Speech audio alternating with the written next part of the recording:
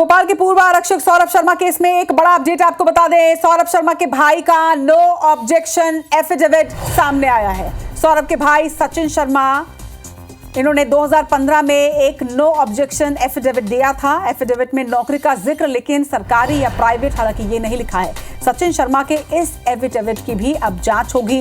Affidavit Sachin ने जब दिया उस दौरान वो छत्तीसगढ़ में सरकारी नौकरी में था। सौरभ की अनुकंपा नौकरी के लिए सचिन ने तथ्यों को छुपाया था। ये जानकारी तो पहले निकलकर सामने आई थी, लेकिन अब एक एनओसी सामने आया है। आपको बता दें कि सौरभ शर्मा के पिता दरअसल स्वास्थ्य विभाग में कार्यरत थे। उनके निधन के बाद अनुकंपा नियुक्ति जो है वो सौरभ शर्मा को दी गई थी, लेकिन यह अनुकंपा नियुक्ति स्वास्थ्य विभाग नहीं बल्कि परिवहन विभाग में दी गई। अब इससे जुड़ा एक मामला सामने आ रहा है कि सौरभ शर्मा के बड़े भाई सचिन शर्मा ने एनओसी इस मामले में दिया था, यानी no objection certificate. Harpreet Kaur इस वक्त हमारी संवाददाता हमारे साथ जुड़ रही हैं। हरप्रीत, एक और खुलासा, एक और तथ्य अब सामने आया है, एक एनओसी सामने आया है, किस तरह से डिटेल इस पर जानकारी दीजिएगा।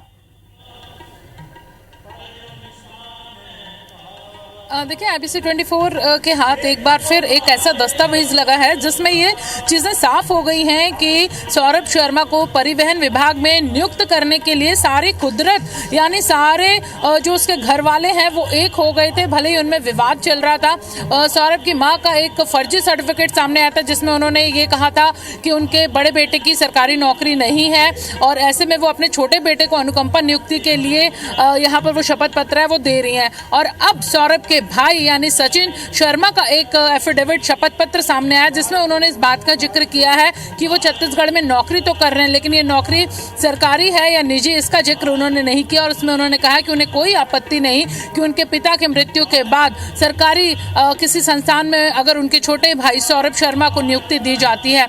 ये नो ऑब्जेक्शन सर्टिफिकेट है, लेकिन समझा जा सकता है कि किस तरह मां ने झूठा सर्टिफिकेट दिया। इसके साथ ही सौरभ के भाई ने, जो इस समय बताया जा रहा है कि छत्तीसगढ़ में अधिकारी के पद पर कार्यरत हैं और ये सर्टिफिकेट 2015 में दिया गया, यानी सौरभ के जो भाई सचिन शर्मा है वो 2015 से पहले ही छत्तीसगढ़ में अधिकारी के पद पर कार्यरत थे, पदस्थ थे, लेकिन उसके बावजूद ये झूठा शपथ पत्र यहाँ पे दिया गया।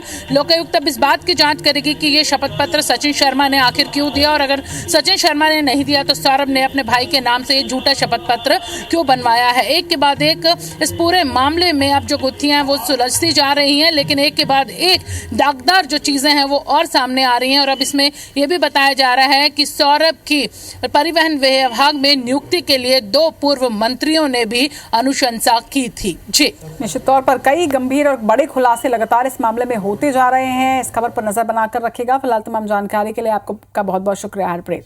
तो सौरभ शर्मा के लिए एक तरफ आप बता दें कि जिस तरह से एक एनओसी अब सामने आया है, इसी के साथ में ये अपडेट भी इस मामले में है कि लुकआउट नोटिस जारी कर दिया गया है और पुलिस का ये भी दावा कि कभी भी आप सौरभ शर्मा की गिरफ्तारी हो सकती है।